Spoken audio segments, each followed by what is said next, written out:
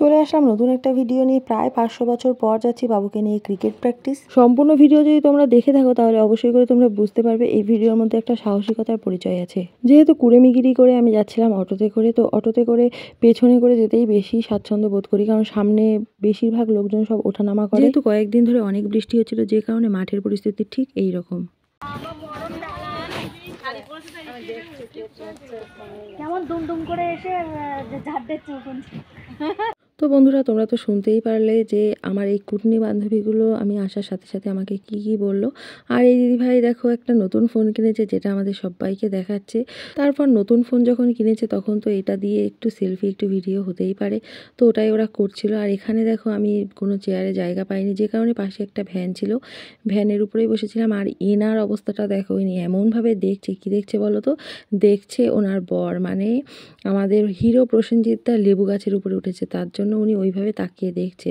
আর লেবু গাছ থেকে এতগুলো লেবু পেরেছে, তারপর আমাদের সবাইকে দিল। আর এখানে কিন্তু ছুরি কাছি সমস্ত কিছুরই ব্যবস্থা আছে, তো সেটারই আমরা এখন ব্যবহার করব।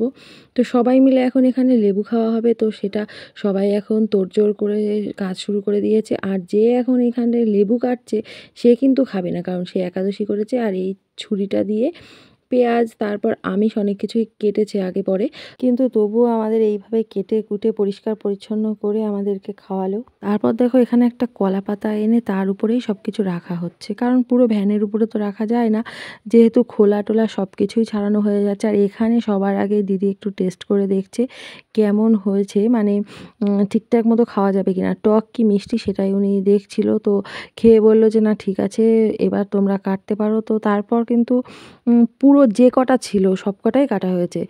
আর তারপর দেখো খোলাগুলো নিয়ে একটা পুকুর আছে পাশে, সেই পুকুরের মধ্যে ফেলে দেওয়া হলো, কারণ সামনের উপরে রাখলে যদি কেউ স্লিপ কেটে পড়ে যায়, ওই কারণেই একটু দূরে গিয়েই ফেলে দিয়ে আসা হলো। আর আমি ফেলে আসার সময় কিন্তু একটা যে লেবুর খোলা, তো সেটা আমি একটা পাশে একটা গর্ত মতো আছে না, সেই গর্তর মধ্যে নৌকা ভাসাচ্ছিলাম। তো এই সব করতে আমার বেশ ভালোই লাগে। তারপর দেখো এখানে লেবুটা কাটাকুটো কমপ্লিট হয়ে গেছে, আর আমি সবাইকে দিয়ে দিচ্ছি। আমি এপাশের কয়েকজনকে দিয়ে দিলাম, তারপর আমিও খেয়ে নিলাম। আর লেবুটা বেশ ভালোই লাগছিল খেতে। আর ওই যে ও কিন্তু খাবে না, ও তবুও সবাইকে দেওয়া ধোয়া কর। এখানে একপাশে সবাই আমরা খেয়ে নিলাম, আর বাকিগুলো প্যাকেটের মধ্যে রেখে দেওয়া হলো। আর এখানে দেখো বাচ্চারা প্র্যাকটিস শুরু করে দিয়েছে এদিকে।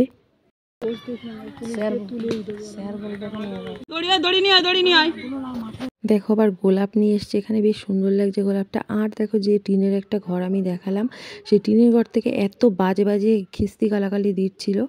তো পাশে একটা দিদিভাই, সে কিন্তু ওর মধ্যে একটা ঢিল ছুঁড়েছিল আর ওনাকে ভয় দেখানোর জন্য চেষ্টা করছিল। তো তারপর কিন্তু উনি চুপচাপ হয়ে গেছিলো। আর এখানে একজন ভয় পাচ্ছিল যে বলো না ওই সব, উনি যদি বাইরে বেরিয়ে আরও বেশি খিস্তি গালাগালি শুরু করে দেয়। তো তারপর দেখো এরা কিছু শপিং করে নিয়ে এসছে, সেটা আমাদের সবাইকে দেখাচ্ছে। আর প্রত্যেকটা জিনিস কিন্তু খুব সুন্দর হয়েছে, ওরা একটু গায়ে মেলেও দেখাচ্ছিল।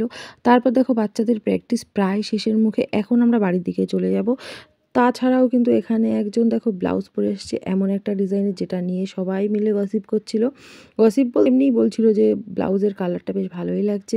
আর তারপর দেখো সামনে একটা টাওয়ার ছিল, যে টাওয়ারের উপরে একটা ভদ্রলোক উঠেছিলেন, অনেকক্ষণ ধরে ওর উপরে ছিল। তো দেখো তারপর আমাদের ছুটি হয়ে গেল, আমরা এখন বাড়ির দিকে চলে আসবো। তো সব মিলিয়ে কেমন লাগলো আমার ভিডিও অবশ্যই কমেন্টে জানিও।